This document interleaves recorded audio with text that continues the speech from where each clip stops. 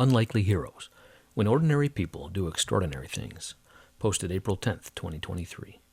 There comes a special moment in everyone's life, a moment for which that person was born. That special opportunity, when he seizes it, will fulfill his mission, a mission for which he is uniquely qualified. In that moment, he finds greatness.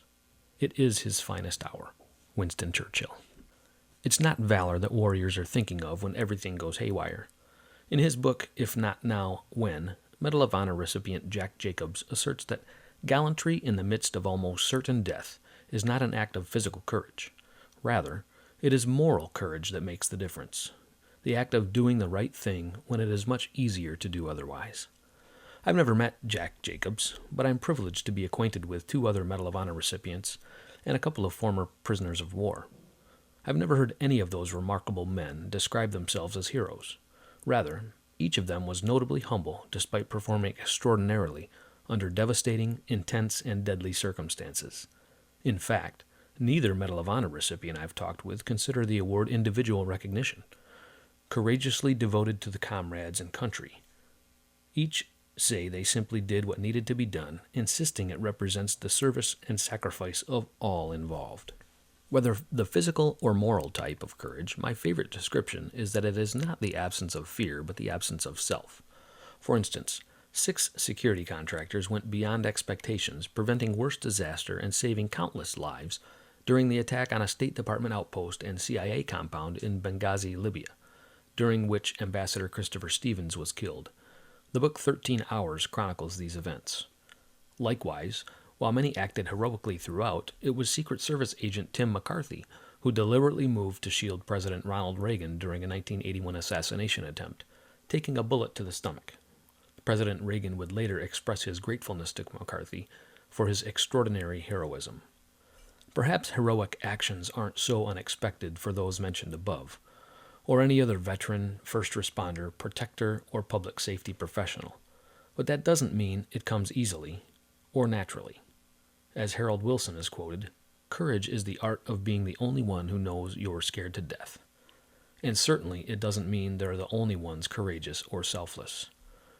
Ordinary heroes are everywhere. Teachers, mentors, the compassionate, the benevolent, the humanitarian, the missionary, the caregiver, the ones who stayed when it was easier to leave, or the ones left behind to carry on. So many unlikely heroes. Like pilot Chesley Sully Sullenberger, who miraculously landed his non-amphibious passenger plane on the Hudson River after losing thrust in both engines, saving all 155 people on board. He then repeatedly walked the aisle of the sinking jetliner to ensure no one was left on board. And it was during a 1957 multi-state crime spree that not only lawmen but ordinary citizens performed heroically. For instance, Melvin Ray, a local friend of Indiana trooper William Kellums, bravely stayed with the mortally wounded trooper as he succumbed to gunshot wounds. Kellums and Michigan trooper Dugald Pellet sacrificed all in the line of duty that day, and several others were wounded. But it wasn't until Cliff Edwards' stirring book Heart Shots that many other details of that tragic day became known, including the actions of Melvin Ray. I was honored when my friend Greg, Trooper Pellet's son, asked me last year to attend a memorial dedication in Scottsburg, Indiana, where Kellums was killed. I had the honor of meeting Greg's mother, Kay, Trooper Pellet's widow, members of the Kellums family, and Melvin Ray while there. It was a privilege to participate and stirring to watch Melvin help dedicate the very portion of roadway where he cared for his friend during his final moments. Nearly 65 years later, this unlikely hero was full of emotion as he recounted his actions that day. Grateful he could provide comfort to his dying friend, and thankful others knew their beloved trooper hadn't died alone on the street. Finally, it was a friend's heroic actions 22 years ago that changed a family and an entire community forever. True heroism is remarkably sober. It is not the urge to surpass all others at whatever cost, but the urge to serve others at whatever cost. Arthur Ashe. Eric Schutte and I worked together at Sejo's Pizza, our local small-town pizzeria. We didn't know each other well before that, but we became close the years we worked together. We hung around outside work, listened to the same music, detailed our cars similarly, and took a few trips together. One of our favorite activities was when we had to strip and wax the floors at Sejo's. After closing, we would open the doors, blast the music, and begin our work, but not before creating ridiculously loaded pizzas for ourselves, downing unhealthy levels of fountain pop, and playing endless games of Galaga, Centipede, and Joust, using quarters of undisclosed origin. I really came to know and appreciate Eric for who he was.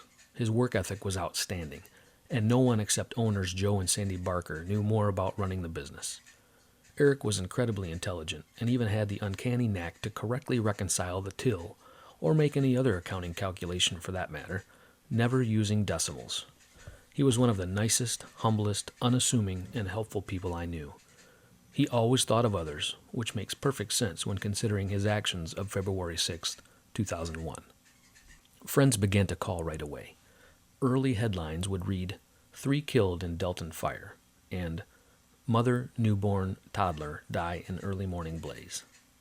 Awakened just before 2 a.m. to fire and smoke, Eric braved the flames to rescue his family, unable to reach everyone.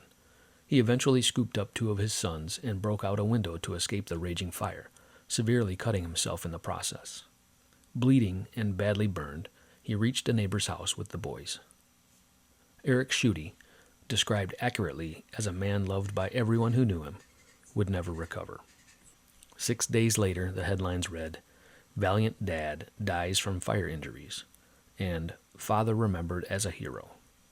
His then 6-year-old son Cameron knew his dad pulled him and his brother out of the fire. He called him a hero. Everyone's dad should be one of their heroes. Cameron and Clay's actually is. He gave his life trying to save his family. What a great thing it is when the hero is found in the home. Reverend Matthew Smith at Eric's funeral. The small community rallied around the family in the months and years that followed, taking turns watching after the boys, caring for them, helping grandparents raise them. A whole community of unlikely heroes, it seems. Get strong, be strong, stay strong. Epilogue. In a time without social media and cell phones, Eric and I became somewhat disconnected after I left for the military, both a regrettable and avoidable situation. I'm thankful we still connected occasionally, and that I've reconnected with others over the years. I'm especially grateful to Cameron, who graciously met with me to talk about his dad, and even loaned me his collection of news articles to reference for this piece.